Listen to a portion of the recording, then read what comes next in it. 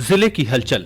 आकाशवाणी लखनऊ से प्रस्तुत है जिले की हलचल। आज सुनिए मेरठ और कौशाम्बी जिलों की हलचल। पहले सुनते हैं मेरठ जिले की हलचल। आलेख और स्वर है संगीता श्रीवास्तव का। मेरठ में गुड़ और तिल से बनी गज्जक केवल भारत में ही नहीं विदेशों तक प्रसिद्ध है और अब खास बात यह है कि मेरठ की मशहूर गज्जक को जीआई टैग मिल गया है, जिससे इसकी मिठास तो बढ़ेगी ही, इससे लोगों की जिंदगी में भी मिठास घुलेगी, क्योंकि अब यहाँ रोजगार बढ़ेगा, क्योंकि गज्जक को कारीगर हाथों से बनाते हैं, जिसकी मांग देश विदेश तक है। मेरठ में गज्जक का कारोबार 100 वर्षों से भी अधिक पुराना है। मेरठ रेवड़ी गज्जक व्यापारी वेलफेयर एसोसिएशन ने जीआई टैग के लिए आवेदन किया था। जीआई टैग मिलने से मेरठ के व्यापारियों में खुशी है। गज्जक अक्टूबर से फरवरी माह तक बनती है। यह गुड़ और तिल से बनने वाली मिठाई है और मेरठ में प्रत्येक सीजन में 100 करोड़ का व्यापार गज्जक का होता है। देश के जितने भी राज्य हैं वहाँ पे जो जो बेस्ट प्रोडक्ट्स अवेलेबल हैं, जैसे मेरठ में अब गज्जक है तो गज्जक की उत्पत्ति मेरठ से हुई है। मेरठ को उन्होंने इंडिकेट करते हैं कि गज्जक से इंडिकेशन है। वर्ल्ड की बात करूँ तो हर जगह जारी है, अभी वियतनाम भी जारी है,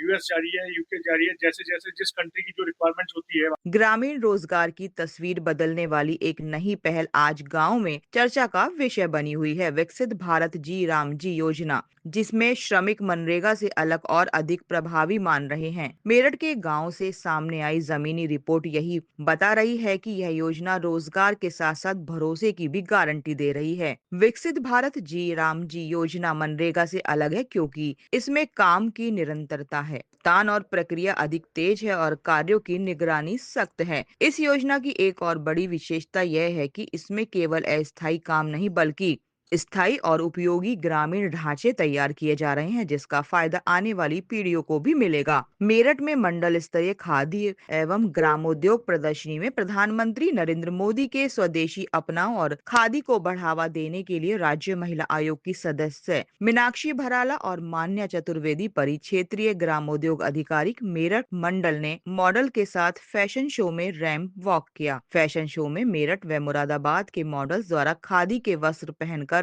युवाओं को खादी पहनने का आह्वान किया गया। कार्यक्रम की मुख्य अतिथि राज्य महिला आयोग की सदस्य मीनाक्षी भराला ने कहा कि फैशन शो युवाओं को खादी से जोड़ेगा और उन्हें स्वदेशी उत्पादों की ओर बढ़ाने के लिए प्रेरित करेगा। मेरठ में पूर्व प्रधानमंत्री स्वर्गीय चौधरी चरण सिंह जी की जयंती के उपलक्ष्य में 3 दिवसीय विराट किसान मेले का शुभारंभ जिला अध्यक्ष हरवील पाल ने किया। इस मेले में उत्तर प्रदेश के अलावा अन्य प्रदेशों के प्रगतिशील किसानों ने भाग लिया और अपने उत्पादनों को प्रदर्शित किया। जिला कृषि अधिकारी राजीव कुमार ने बताया कि मेले में मेरठ, सहारनपुर और मुजफ्फरनगर समेत अन्य प्रदेशों के प्रगतिशील किसानों ने भाग लिया है। 3 दिनों तक मेरठ में यह किसान आधुनिक खेती के बारे में भी विस्तार से जानकारी दी गई, जिससे उनकी आय दोगुनी हो सके। मेरठ के विकास भवन सभागार में पशुधन एवं दुग्ध विकास मंत्री धर्मपाल सिंह की अध्यक्षता में विकास कार्यों, बजट एवं कानून व्यवस्था की समीक्षा बैठक की गई। बैठक में समस्त विभागों के विकास कार्यों की बिंदुवार समीक्षा करते हुए निर्देशित किया गया कि नगर पालिकाओं में प्रमुख स्थानों पर अलाव जलाना सुनिश्चित किया जाए तथा जहां पर जरूरत है वहां रेन बसेरे अवश्य बना दिए जाएं। ग्राम पंचायत विकास कार्यों की समीक्षा करते हुए निर्देशित किया गया कि जी राम जी योजना गाँव की गरीबी दूर करने की योजना है। गांव में किए जाने वाले विकास कार्यों को इसमें शामिल करते हुए ग्रामवासियों को रोजगार मुहैया कराया जाए। उन्होंने कहा कि भारत की आत्मा गांव में बसती है। गांव का चहुमुखी विकास सरकार की प्राथमिकता में है।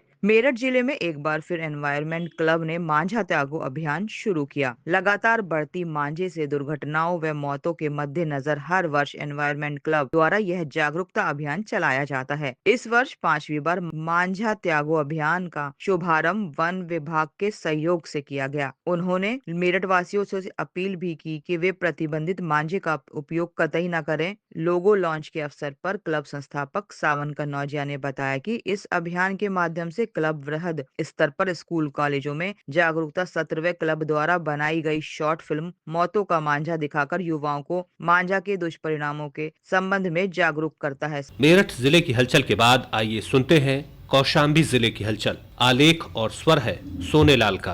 कौशाम्बी जिले में बीजी राम जी अधिनियम योजना के अंतर्गत कामगारों को 125 दिन का रोजगार मिलेगा। कौशाम्बी जिले में मतदाता सूची प्रकार पुनरीक्षण में 2 लाख से अधिक नाम खारिज किया गया। जिला निर्वाचन अधिकारी अमित पाल शर्मा ने बताया कि पदवासियों से, जनसामान्य से मेरी ये गुजारिश है, मेरी ये अपील है कि आलेख्य प्रकाशन दिवस के उपरांत आलेख्य का अवलोकन मतदाता देश स्थल पे कर सकते हैं और साथ ही साथ आयोग की वेबसाइट पे भी इसको प्रदर्शित किया गया है। इसके उपरांत 6 फरवरी 26 तक इसमें दावे और आपत्तियां इसमें प्राप्त की जाएंगी और तदा उपरांत इसका निस्तारण 27 फरवरी 26 तक इसको किया जाएगा। कौशाम्बी जिले में इलाहाबाद झांसी खंड स्नातक की मतदाता सूची को अंतिम रूप दिया जा रहा। आयुक्त विमल कुमार दुबे ने बताया कि इलाहाबाद झांसी खंड स्नातक की मतदाता सूची का पुनरीक्षण किया जा रहा है। मतदाता अपना नाम मतदाता सूची में दर्ज करा सकते हैं। उन्होंने कहा कि जो भी मतदाता अपना नाम दर्ज कराने के इच्छुक है वो जिला निर्वाचन अधिकारी कार्यालय मंझनपुर में फॉर्म 6 जमा कर सकते हैं। कौशाम्बी जिले में महिला आयोग की जन सुनवाई में 53 शिकायतें दर्ज की गई। राज्य महिला आयोग की सदस्य प्रतिभा कुशवाहा द्वारा जन सुनवाई का आयोजन किया गया, जिसमें घरेलू हिंसा, पेंशन, आवास, हैंडपंप, शौचालय, विद्युत और राशन कार्ड से संबंधित शिकायतें दर्ज की गई। 10 शिकायतों का मौके पर निस्तारण किया गया। उन्होंने अधिकारियों को अन्य शिकायतों के गुणवत्तापूर्ण निस्तारण के लिए निर्देश जारी किया।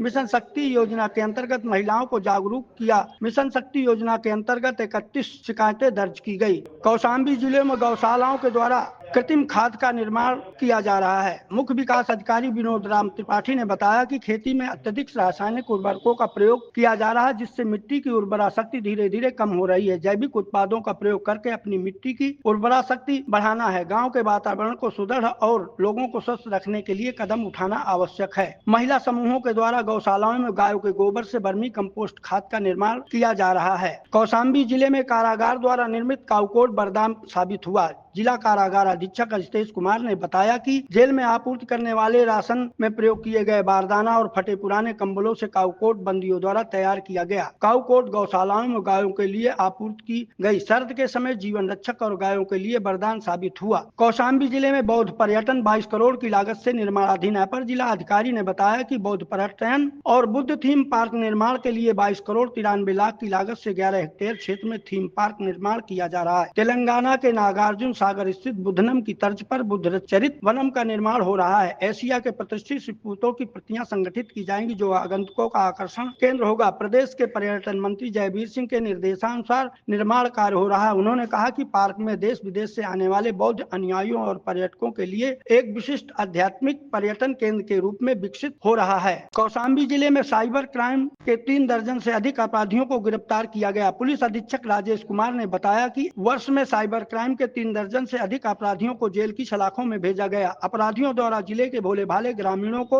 धन दुगना करने और उन्हें आवास का लाभ दिलाने का लालच देकर ठगी का कार्य किया जा रहा था। अपराधियों द्वारा साइबर कैफे चलाकर पुलिस और अधिकारियों को फोटो लगाकर व्हाट्सएप पर कॉल करके साइबर किडनैपिंग कर जेल भेजने और फर्जी मुकदमों में फंसाने की धमकी देकर लोगों से लाखों रुपए वसूल किया जा रहा था। यह था आकाशवाणी लखनऊ के क्षेत्रीय समाचार एकांश द्वारा प्रस्तुत जिले की हलचल का आज का अंक।